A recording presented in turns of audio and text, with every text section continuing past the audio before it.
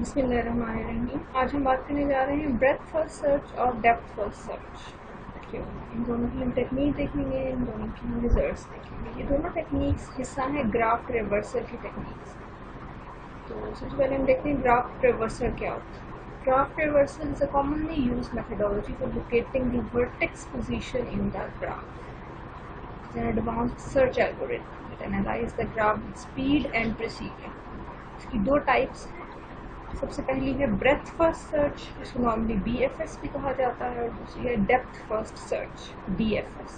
तो जिस तरह इनके नाम हैं, ब्रेथ फर्स्ट सर्च, इसके अंदर हम तमाम वर्टिसेस को, ग्राफ की तमाम नोड्स को हम लेवल्स के अंदर ट्रेवर्स करते हैं। कोई भी एक सोर्स वर्टेक्स हमने ले लिया और उसके जितने भी लेवल्स, उससे लेवल 1 पे जो वर्टिसेस हैं पहले हम उनको देख लेंगे, तो लेवल 1 के आगे जो उसके लेवल के वर्टिसेस हैं उनको डेप्थ फर्स्ट के अंदर जो भी हम नोड या वर्टेक्स ले लेते हैं, हम उसकी डेप्थ तक जाते हैं जब तक के आखिरी नोड जो लीफ नोड होता है वो हमें ना मिल जाए।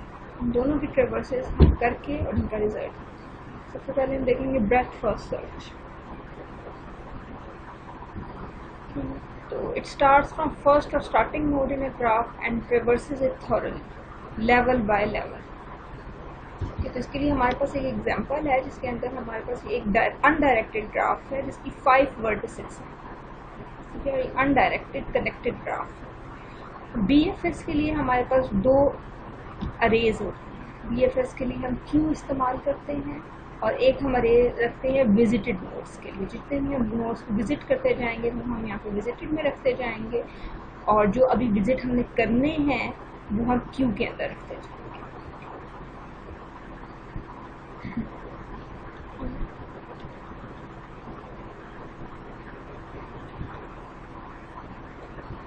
नेक्स्ट के अंदर अगर हम 0 हमारा सोर्स वर्टेक्स है, तो ये सोर्स वर्टेक्स हमारा कनेक्टेड है 1 नोड से, 2 से और 3 से, ठीक है। तो ये जितने भी इसके कनेक्टेड वर्टेसेस हैं इन सारों को हमने Q के अंदर डाल दिया। इसका जो पैटर्न है कि 1 2 3 को डालें या आप 3 2 1 को डाल लें, वो कोई मैटर नहीं करता, आप जिस तरह मर्जी डालें। जितने भी इससे कनेक्टेड सोर्स वर्टेक्स से कनेक्टेड जितने भी वर्टेसेस होते हैं हम Q में रख लेते हैं। और 0 चूंकि ये विजिट हो गया है, ये सोर्स है, तो उसको हमने विजिटेड किया था, ठीक है।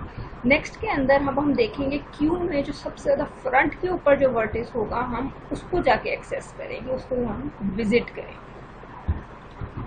नेक्स्ट में हमने 1 को Q से उठाया क्योंकि ये इसके फ्रंट पे था, Q से हमने इसको उठाया और हमने इसको विजिटेड नोड के अंदर, 0 पहले ही विजिट हो चुका है, अब 1 आ।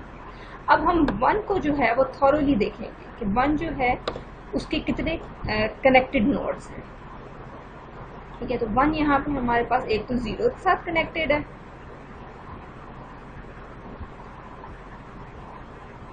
एक ये 0 के साथ कनेक्टेड है और एक ये 2 के साथ। 0 हम यहाँ पे देख रहे हैं वो ऑलरेडी विजिटेड है, तो उसको हम Q में नहीं डाल सकते। लेकिन 2 जो है वो भी पहले से Q के अंदर पड़ा हुआ है, ठीक है। तो हमने 1 को भी विजिटेड यहाँ पे मार्क कर दिया और हम नेक्स्ट एलिमेंट 2 जो फ्रंट ऑफ Q पे पड़ा हुआ उसको उठा के हम विजिटेड के अंदर यहाँ पर लिख कर आएंगे। 2 हमने विजिटेड में रख लिया, अब हम 2 को विजिट कर रहे हैं। 2 के साथ कनेक्टेड हमारे पास यहाँ पर 0 है, 1 है और 4 है। 0 और 1 ऑलरेडी विजिटेड हैं, ठीक है। और 4 जो है वो 2 का एक न्यू अनविजिटेड एलिमेंट है, अनविजिटेड नोड है, इसको हमने Q के अंदर डाल दिया, और हमने यहाँ से 3 को अब हम 3 को विजिट करेंगे क्योंकि 3 जो है वो फ्रंट पे है Q के अंदर। हमने फ्रंट एलिमेंट्स को ही हमने यहाँ से रिट्रीव करना होता है। तो 3 को हमने विजिटेड में ले आए और 3 को जब हमने एनालाइज किया थॉरोली, तो 3 जो है वो एक 0 के साथ कनेक्टेड है और 0 पहले से ही विजिटेड है हमारे पास, और इसका और कोई कनेक्टेड एलिमेंट नहीं है। आखिर में हमारे Q के अंदर बच गया है 4। हम 4 को भी विजिटेड के अंदर ले आएंगे और फिर हम देखेंगे कि 4 किसके साथ कनेक्टेड है। 4 यहाँ पे हमारे पास 2 के साथ कनेक्टेड है जो कि ऑलरेडी विजिटेड है। अब हमारी क्यू जो है वो एम्प्टी हो चुकी है। क्यू का जो एम्प्टी होना है ये हमें ये बताता है कि हमारा BFS सर्च जो है वो कंप्लीट हो चुकी है। तमाम नोड्स या तमाम वर्टिसेस ग्राफ के जो है वो विजिट हो चुके हैं और उनके अगले तमाम नोड्स भी थॉरोली देख लिए गए। हमारे पास ये जो विजिटेड हमारी नोड बनती है, विजिटेड का जो पैटर्न बनता है वो ये है 0 1 2 3 4 BFS के थ्रू। BFS एल्गोरिथम की time complexity big O V plus E है, where V is the number of nodes in the graph और E is the number of edges in the graph। तो इस पर डिपेंड करता है। और स्पेस कॉम्प्लेक्सिटी हमारे एल्गोरिथम की बिग O V है, V being the number of vertices। जितने ज़्यादा नंबर ऑफ नोड्स होंगे उतनी ज़्यादा वो स्पेस लेंगे। और टाइम कॉम्प्लेक्सिटी दोनों पर डिपेंड कर रही है, नंबर ऑफ वर्टिसेस और नंबर ऑफ एजेस, क्योंकि एजेस ही पाथ्स बना रहे हैं और उन्हीं पाथ्स के ऊपर हमने ट्रेवर्स करना है। तो ये है हमारे पास BFS, ब्रेथ फर्स्ट सर्च। दूसरी टाइप की सर्च जो हम देखते हैं वो है, ये कुछ एप्लीकेशन है पहले ब्रेथ फर्स्ट सर्च की। ये GPS नेविगेशन में यूज़ होता है, बिल्डिंग इंडेक्सेस और सर्च इंडेक्सेस में इस्तेमाल होता है, पाथ फाइंडिंग एल्गोरिथम्स के अंदर फाइंड होता है, ये Ford-Fulkerson algorithm to find maximum flow in a network, cycle detection, इन सब के अंदर हमारे पास ब्रेथ फर्स्ट एल्गोरिथम इस्तेमाल होती है, इसकी एप्लीकेशन। नेक्स्ट है हमारे पास depth first search DFS। Major difference BFS और DFS के दरमियान एक ये भी है कि BFS के अंदर हम क्यू को इस्तेमाल करते हैं एज अ डाटा स्ट्रक्चर, जबकि DFS के अंदर हम स्टैक को इस्तेमाल करते हैं जो कि लाइफो के ऊपर काम करती है, लास्ट इन फर्स्ट आउट के। तो दो चीज़ें जो हमने मेनली डेप्थ फर्स्ट सर्च के अंदर हम देखेंगे कि दो कैटेगरीज में हम तमाम वर्टिसेस को डिवाइड कर रहे हैं। कुछ हमारे पास विजिटेड वर्टिसेस हैं और कुछ हमारे पास नॉट विजिटेड वर्टिसेस। तो करते क्या है DFS के अंदर, हम कोई भी एक स्टार्टिंग एक वर्टिस ले लेते हैं और उसको हम स्टैक के ऊपर पुश कर देते हैं। उसके बाद जो टॉप के ऊपर हमारे पास स्टैक का आइटम होता है उसको हम पॉप करते हैं विजिटेड लिस्ट के अंदर। ठीक है, तो विजिटेड लिस्ट के अंदर जितने भी आइटम्स आते जाते हैं उनको हम उनकी एडजेसेंट नोड्स की लिस्ट हम बनाते जाते हैं और वो तमाम एडजेसेंट नोड की जो लिस्ट है वो टॉप ऑफ द स्टैक हम पुट करते जाते हैं और फिर टॉप ऑफ द स्टैक ही हम उसको निकाल के विजिटेड के अंदर डालते जाते हैं। इससे होता ये है कि जो भी वर्टेक्स हमें मिला है हम उसकी डेप्थ पे सबसे पहले जाते हैं, यहाँ तक कि हमें उस नोड का लीफ नोड ना मिल जाए। जब तक हमें उसका लीफ नोड नहीं मिलता, जब लीफ नोड मिल जाता है तो फिर हम बैक ट्रैक करते हैं, हम पिछली नोड की तरफ फिर आ जाते हैं जिसका कोई भी अनविजिटेड वर्टेक्स रह गया। ये हमारे पास सिंपल सा वही ग्राफ है, इसी के ऊपर हम DFS अप्लाई करेंगे और एट द एंड हम फिर इनका डिफरेंस देखेंगे कि DFS ने क्या रिजल्ट दिया है और BFS ने क्या रिजल्ट दिया। ये एक अनडायरेक्टेड ग्राफ है 5 वर्टिसेस के साथ। यहाँ पे हमने स्टैक को फिल करना है और विजिटेड वर्टिसेस को फिल करना है। सबसे पहले हमारा सोर्स इंडेक्स यहाँ पर हमारा 0 था, 0 से हमने स्टार्ट किया और 0 हमारे पास यहाँ पे कनेक्टेड है 1, 2 और 3 के साथ। तो इन तीनों को हमने स्टैक के अंदर पुश कर दिया, ठीक है, और 0 हमारा विजिटेड में आ गया है। ठीक है, अब नेक्स्ट हमने 1 को वहां से पॉप किया, 1 को पॉप करके हम विजिटेड नोड में ले आए और हमने 1 के उस पर देखा कि 1 में अब क्या क्या कुछ पड़ा हुआ है। 1 जो है एक तो कनेक्टेड है वो 0 के साथ और एक कनेक्टेड है 2 के साथ। 0 पहले से विजिटेड है इसलिए हम 0 को दोबारा स्टैक में नहीं डाल सकते। अब हम 2 को स्टैक में पुश करते हैं, लेकिन 2 पहले से ही पुश था तो इससे कोई फर्क नहीं पड़ा। वो पहले से अगर नया आइटम कोई पुश होता तो ऑफकोर्स वो भी top of the stack he push होता। अच्छा, नेक्स्ट में हम 2 को हमने विजिटेड में ले आए हैं और अब हम 2 को देख रहे हैं कि 2 किस किस के साथ कनेक्टेड है। 2 एक तो 1 के साथ कनेक्टेड है और एक 4 के साथ, 0 के साथ। 0 भी विजिटेड है, 1 भी विजिटेड है, जबकि 4 एक अनविजिटेड इंडेक्स, एक नया हमें मिला है। तो हमने इस 4 जो हमें न्यू मिला है उसको टॉप ऑफ द स्टैक हमने पुट किया है, क्योंकि पहले वहाँ पे 3 को आना चाहिए था, लेकिन ये चूँकि स्टैक है हमने इसको टॉप ऑफ द स्टैक यहाँ पे पुश किया है और हम टॉप ऑफ द स्टैक से ही इसको पॉप भी करेंगे। तो अब 4 नेक्स्ट हमारा जो विजिटेड आइटम है ये पॉप होगा। नेक्स्ट अब ये 4 हमारे पास यहाँ पे विजिटेड में आ गया है। अब हमने 4 को देखा कि ये किसके साथ कनेक्टेड है, ये 2 के साथ कनेक्टेड है, 2 ऑलरेडी विजिटेड के अंदर मौजूद है।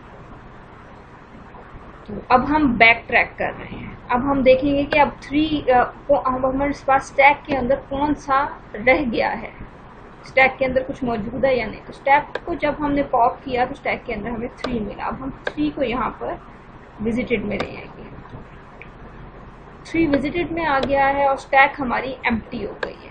एम्प्टी ऑफ स्टैक हमें ये बता रहा है कि हमारा DFS सर्च कंप्लीट हो गई है और हमारा जो पैटर्न है वो यहाँ पे है 0 1 2 4 3।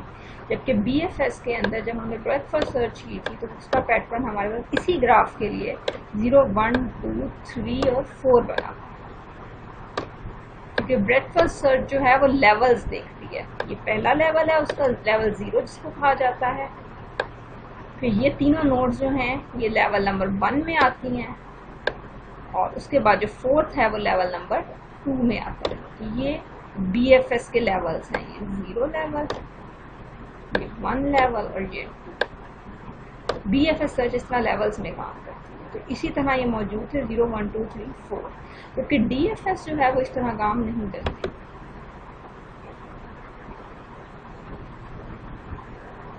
DFS सर्च काम करती है, जो भी इसको सोर्स इंडेक्स मिला है उसके अंदर हम तो फाइंड करते हैं 1 2 और फिर 2 के अंदर जितने भी एलिमेंट्स पड़े हुए हैं हम उसको फाइंड करेंगे। अगर 4 से भी आगे कोई होता और यहाँ पे कोई लीफ नोड हमें मिलनी होती तो हम यहाँ तक पहले जाते, लीफ नोड तक हम पहले जाते। उसके बाद फिर हम बैक ट्रैक करके उस नोड पर आ जाते जहाँ से हमें कोई ना कोई अनविजिटेड नोड मिलनी थी।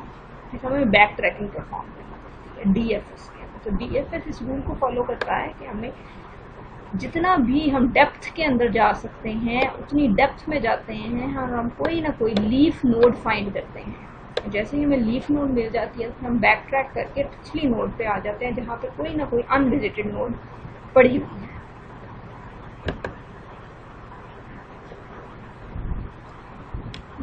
टाइम कॉम्प्लेक्सिटी DFS की भी सिमिलर BFS की तरह से ही है। It depends on the number of vertices and the number of edges. और space complexity depends upon the number of vertices और number of nodes in the algorithm और इन द ग्राफ। DFS के application हमें finding paths के अंदर मिलती हैं, to test if a graph is bipartite, finding strongly connected components of a graph, for detecting cycles in a graph। यहाँ पे हम तमाम एप्लीकेशन मिलती हैं DFS की। अच्छा, अभी हमने जो एग्जांपल देखी है वो थी अनडायरेक्टेड ग्राफ के अंदर। BFS and DFS similarly work करते हैं डायरेक्टेड ग्राफ्स के अंदर भी। अगर डायरेक्शंस भी प्रोवाइड की जाएं एरोज के साथ तो हम सिर्फ वो वाली नोड्स को एक्सप्लोर करते हैं जो कि वो वाले एजेस को हम एक्सप्लोर करते हैं जो कि कमिंग इन हो रहे हैं, ये जो कि गोइंग आउट ऑफ बी है। We ignore the other edges coming in to B. तो सिंपली जो डायरेक्शन होती है हम उस डायरेक्शन को फॉलो कर लेते हैं। बाकी टास्क सिमिलर है, पैटर्न सिमिलर है BFS और DFS और दोनों का डायरेक्टेड ग्राफ्स के अंदर। ये डिफरेंसेस हैं मेजर हमारे पास BFS और DFS के। शॉर्टेस्ट पाथ फाइंड करता है to the destination, DFS goes to bottom of the subtree देन बैक ट्रैक्स, ठीक है। और जबकि BFS जो है वो लेवल्स में काम करता है।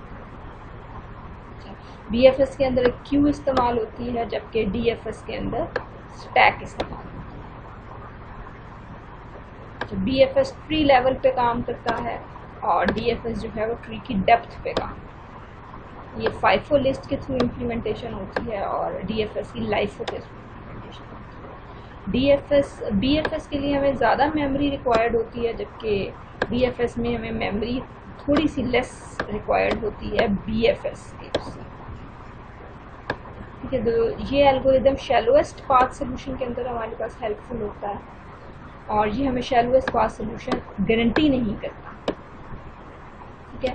DFS के अंदर बैक ट्रैकिंग परफॉर्म की जाती है जबकि BFS के अंदर बैक ट्रैकिंग नहीं। This is all about BFS and DFS। Thank you.